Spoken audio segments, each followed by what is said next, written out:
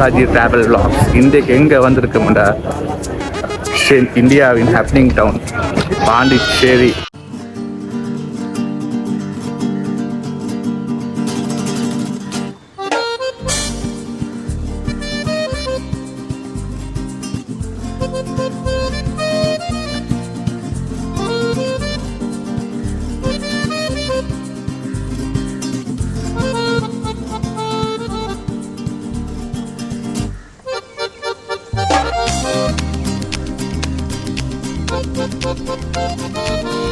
White town of Pondicherry, அந்த happening down சொல்லுவாங்க. இது வந்து மோஸ்ட்லி வந்து ஃப்ரெஞ்சுக்குரிய டிசைனில் தான் இங்கே எல்லா பில்டிங்குமே இருக்கும்.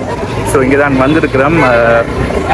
நான் உங்களுக்கு காட்டுறேன் எப்படியான இடங்கள் இருக்குன்னு. மோஸ்ட்லி அந்த பழைய ட்ரெடிஷனல் பிரிட்டிஷ்குரிய அந்த ட்ரெடிஷன், ஃப்ரெஞ்சுக்குரிய ட்ரெடிஷன் தான் இங்கே இருக்குது. ஏன்னா இங்கே வந்து பாண்டிச்சேரியில் வந்து ரெண்டு டைப் ஆஃப் இண்டிபெண்டன்ஸ் இருக்குது. ஒன்று இந்தியன் இண்டிபெண்டன்ஸ், இன்னொன்று ஃபர்ஸ்ட் அவங்க பிரிட்டிஷ்லேருந்து போனது, அடுத்தது ஃப்ரெஞ்சிலேருந்து இண்டிபெண்ட் ஆனது. இந்தியாவுக்கு ஃபர்ஸ்ட்டாக பிரிட்டிஷ்லேருந்து சுதந்திரம் கிடைச்சது 1947 ஆகஸ்ட் 15. அதுக்கப்புறமா 1962ஆம் ஆண்டு ஆகஸ்ட் 16 மட்டும் இது வந்து ஃப்ரெஞ்ச் கண்ட்ரோலில் தான் இருந்திருக்கு. இங்கே வந்து இண்டிபெண்டன்ட் டெரிட்டரிஸ்ன்னு சொல்லி இருக்குது. பாண்டிச்சேரி, கோவா, காரைக்கால்னு சொல்லி இதெல்லாம் ஃப்ரெஞ்ச் கீழே வந்து தான் இருந்திருக்கு. 1962 மட்டும். அண்ட் அவங்களுக்கு கொடுக்க விருப்பம் இல்லாமல் இதில் இன்னும் வச்சிருக்கிறாங்க. ஸோ அதனால் இடங்கள் இன்னுமே ஃப்ரெஞ்ச் கல்ச்சர்லேயே மெயின்டைன் ஆகி கொண்டு வருது. பாண்டிச்சேரி வந்து 2 நாள் ஆகுது. ஃபர்ஸ்ட் 2 நாள்லேயும் ஒழுங்காக எங்களால் வீடியோ எடுக்க இயலாது. ஏன்னா ஹீட் ஒரு பக்கம், அதோட எங்களுக்கு ஊர் புதுசு, ரோடு தெரியாது. இங்கே வந்து டிரான்ஸ்போர்ட் காஸ்ட் சரியான அதிகம். நாங்கள் பைக் ரெண்டுக்கு எடுக்கணுமான்னு பார்த்தா லோக்கல் ஐடிக்கு தான் பைக் தருவேன்னு சொல்லிட்டாங்க. ஸோ எங்களால் எடுக்க முடியலை. அதனால் இங்கே டிரான்ஸ்போர்ட் காஸ்ட்டும் அதிகமானால எங்களை நிறைய இடத்துக்கு போக முடியல. இங்கே வாரண்டா பெஸ்ட் வந்து ஒரு டூரிஸ்ட் பேக்கேஜ் புக் பண்ணி வர்றது என்னை பொறுத்த வரைக்கும் நல்லது.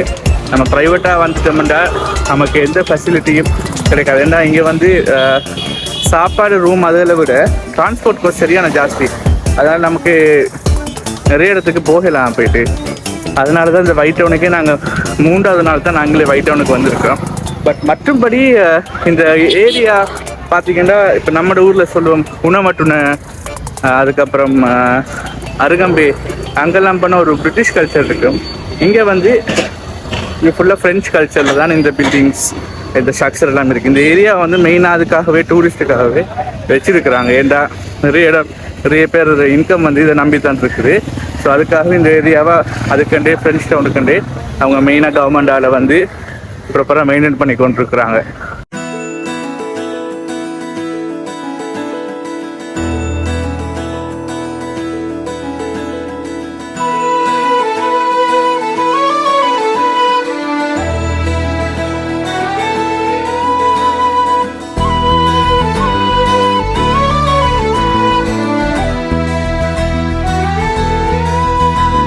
எல்லாம் பாருங்க, அந்த ஸ்ட்ரக்சர் வந்து அந்த ஃப்ரெஞ்ச் ஸ்டைல்லையே அப்படியே மெயின்டைன் பண்ணுறாங்க. நல்லா இருக்கு. நைட்டில் இன்னும் ரொம்ப சூப்பராக இருக்குது இந்த ஏரியாவில். கவர்மெண்ட் ஆஃபீஸ் இங்கே இருக்குது பாருங்கள். அந்த ஃப்ரெஞ்சு அந்த கல்ச்சரில் தான் இந்த பில்டிங் ஸ்ட்ரக்சர் எல்லாமே இருக்குது. ஒரு காலத்தில் ஃப்ரெஞ்சோட ஹோட்டலாக இருந்திருக்கு.